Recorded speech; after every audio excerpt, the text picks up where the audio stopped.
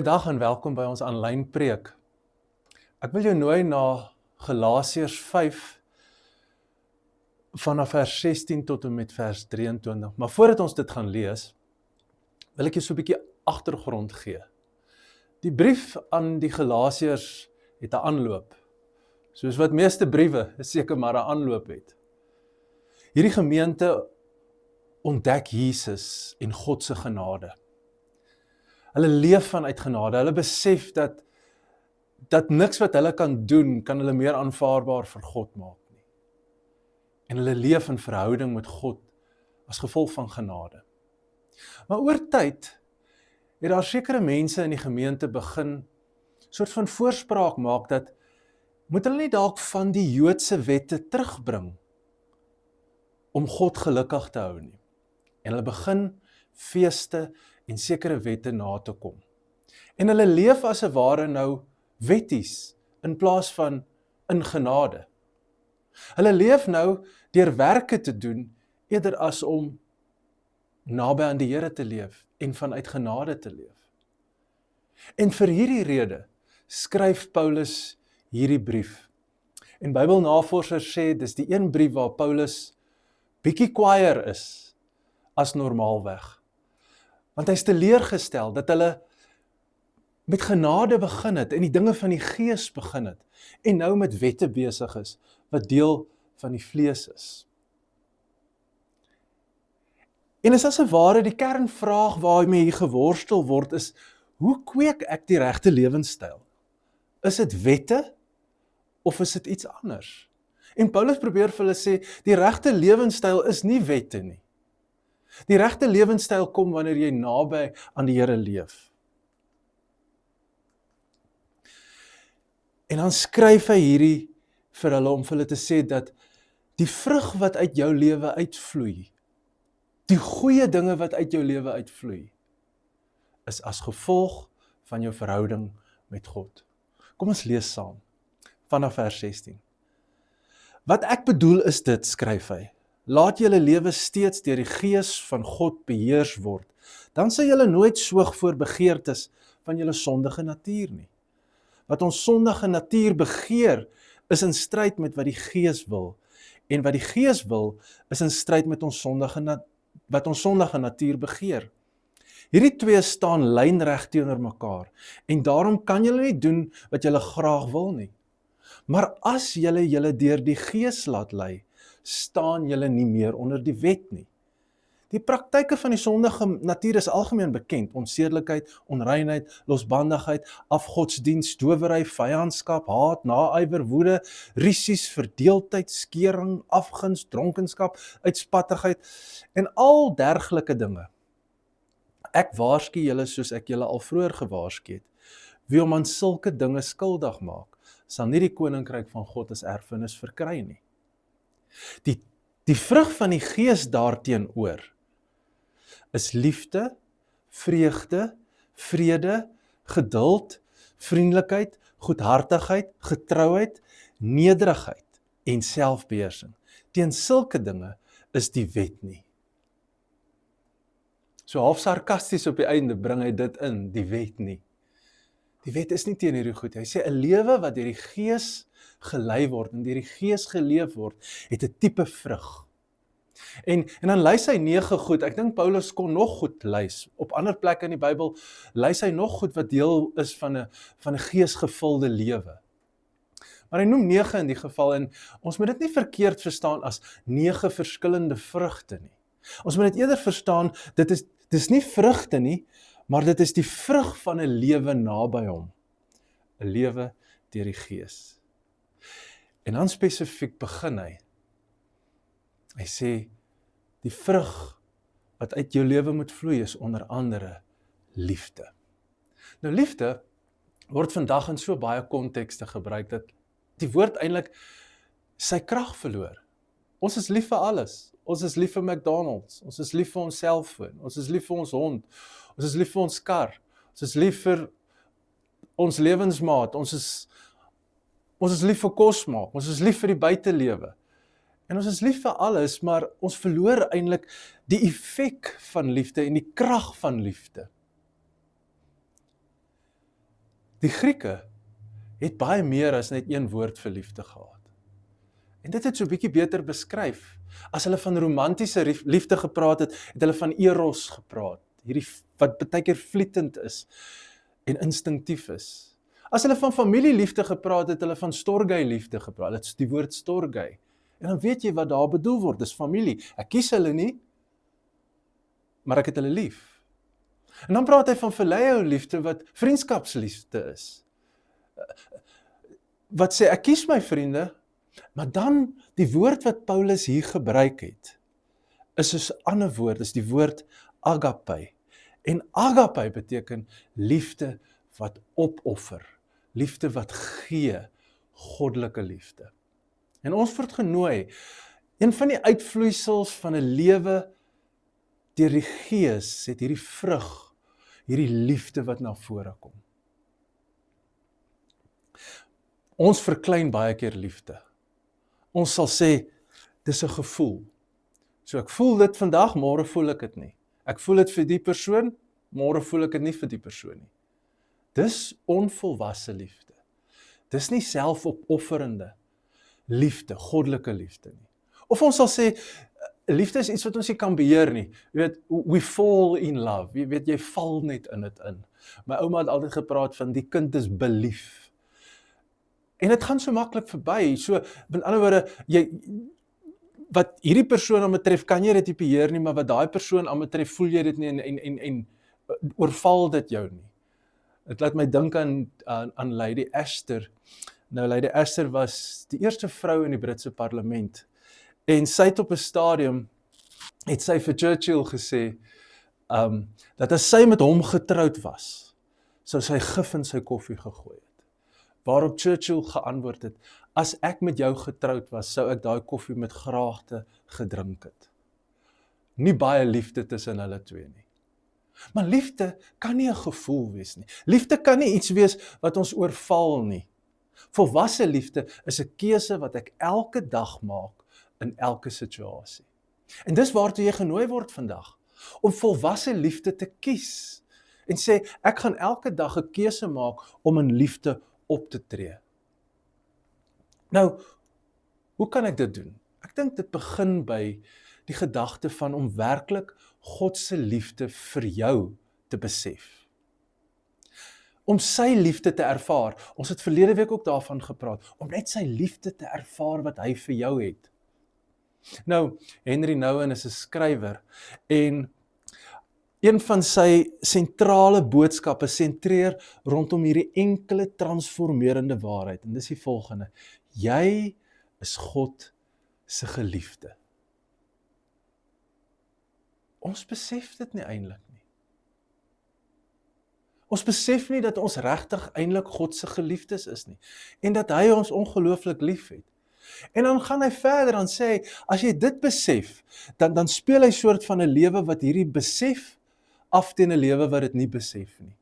Hy sê, as jy nie besef dat jy God se geliefde is nie, dan voel jy is dit wat jy doen. Met ander woorde, prestasie gedrewe. Maar as jy besef jy is sy geliefde, dan word jou waarde nie bepaal deur enige prestasie of enige mislukking nie. Want ek is sy geliefde, ongeag van my prestasies of mislukkings.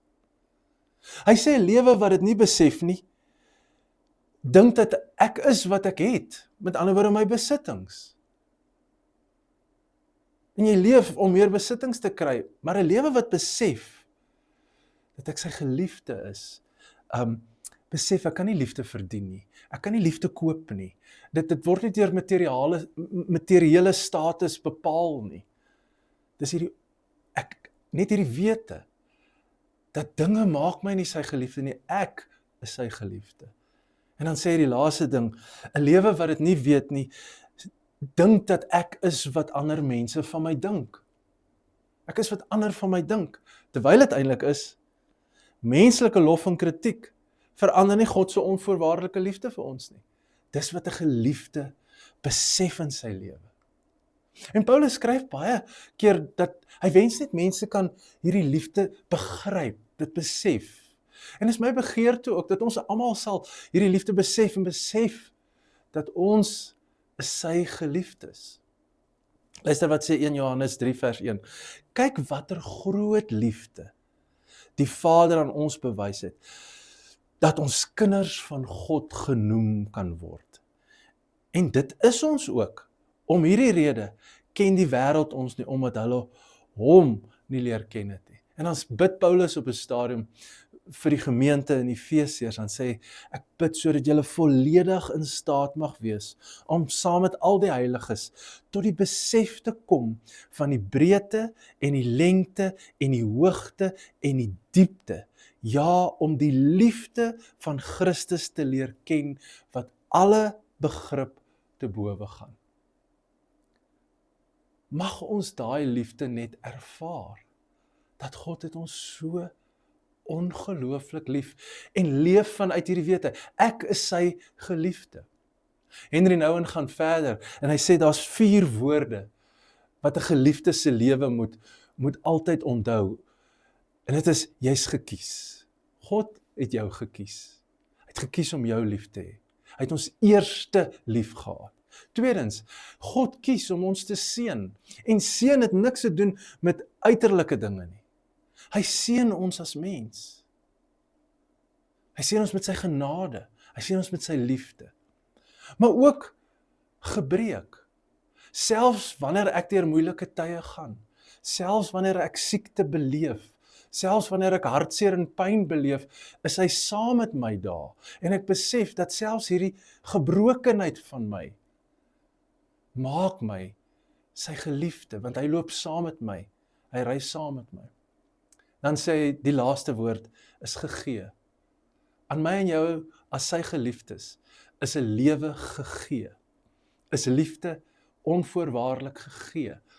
Maar dit bring by ons ook die uitdaging om liefde terug te gee.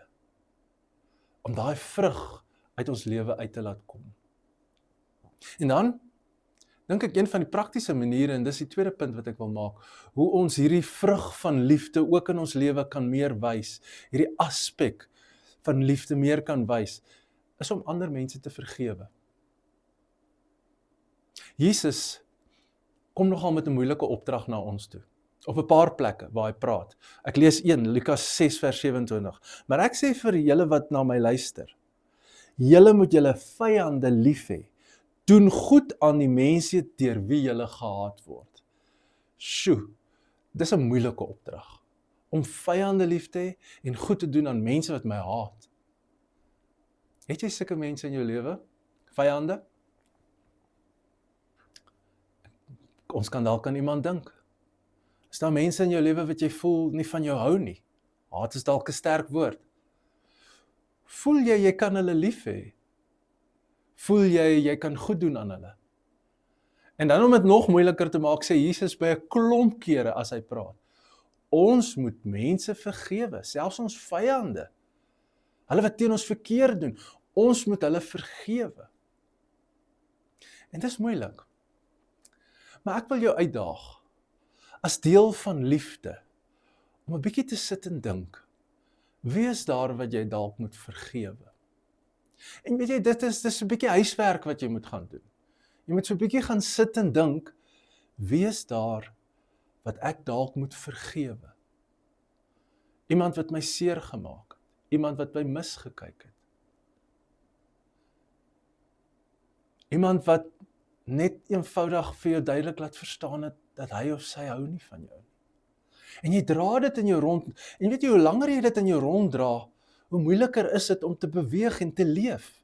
Want dit is so swaar bagasie wat jy dra. En jy word genooi om te vergewe en dit te laat gaan. So gaan sit 'n bietjie iewers en maak 'n lys. Is daar dalk sulke mense? En dan die eerste ding wat jy doen, as jy daai naam neerskryf, gaan jy agterkom daai naam maak 'n gevoel in jou los. En dan vat jy daai gevoel en jy gee dit vir God. En jy sê, ek spreek hierdie persoon vry. Net dit. En jy leef met daai gedagte. En jy bid sommer 'n seëngebed oor daai persoon. 'n volgende stap kan dalk wees om dit vir daai persoon te sê. Indien dit moontlik is. Jy kan dit doen deur 'n teksboodskap, jy kan dit doen as jy die persoon sien of met hom praat of haar praat, te sê, ek vergewe jou, want 'n lewe van liefde moet kan vergewe. En dan 'n laaste gedagte, wat ek by jou wil los, is streef vanuit liefde op. Evalueer elke optrede wat jy doen, elke dag. Is hierdie optrede uit liefde of selfsug? Is hierdie optrede uit liefde of jaloesie? Is hierdie optrede omdat ek afgunstig is of omdat ek kwaad is, of is dit uit liefde? En evalueer jou optrede. En as jy 'n maatstaf soek, hoef ons nie veel verder te soek as 1 Korintiërs 13 wat vir ons sê hoe die liefde is nie. Kom ons lees dit. Hy sê, liefde is geduldig. Is my optrede geduldig? Liefde is vriendelik. Is ek vriendelik met mense of sien ek mense nie raak nie? Kan hulle my gesig sien, die vriendelikheid, dat ek 'n lewe van vreugde leef? Dis nie afgunstig nie. Met ander woorde, wanneer jy optree en wanneer jy iemand komplimenteer of wanneer jy iemand sien of jy sien iets op sosiale media en jy dink weer by jouself, ag, ek rol my oë, alweer dit of alweer dit, om dit vir mense te gun en nie afgunstig te wees nie.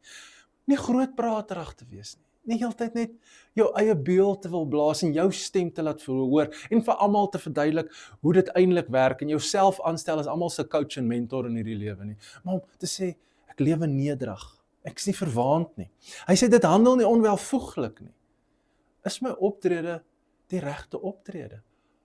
Meeste van ons, wanneer ons iets doen, weet ons, hierdie is nie reg nie. En die liefde moet maak dat jy nie so optree nie. Soek nie sy eie belang nie. Is nie lig geraak nie. Hou nie boek van die kwaad nie. Jy is daai vergifnis ding wat ons vroeër oor gepraat het. Dit verbly hom nie oor verkeerde dinge, die onreg nie, maar verheug hom oor die waarheid. Alle optrede uit waarheid, want dis liefde. Dit bedek alles, glo alles, hoop alles en verdra alles. Mag ek en jy groei in ons liefde, deurdat ons besef ons is sy geliefdes. Deurdat ons op daai plek kom wat ons vyande liefhet en mense vergewe en dat ons elke optrede van ons evalueer aan die maat van liefde en die maatstaf van liefde. Kom ons bid saam. Ek bid nou dat die genade van ons Here Jesus Christus en die liefde van God die Vader, waaroor ons nou gepraat het, en die gemeenskap van die Heilige Gees met ons sal wees, tot ons op watter manier ook al by mekaar kom. Amen.